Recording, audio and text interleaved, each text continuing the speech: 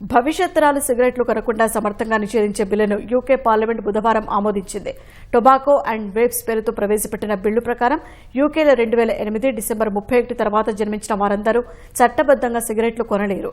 అయితే సదరు బిల్లు చట్టంగా మారటానికి బ్రిటిష్ రాజు చార్లెస్ ఆమోదం కావాలి.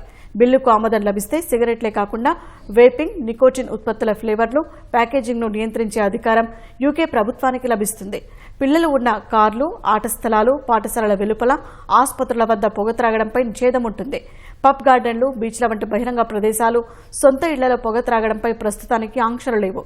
యూకేలో కాలక్రమేణా పొగ త్రాగే అలవాటును పూర్తిగా తుడిచిపెట్టాలని ప్రభుత్వం లక్ష్యంగా పెట్టుకుంది.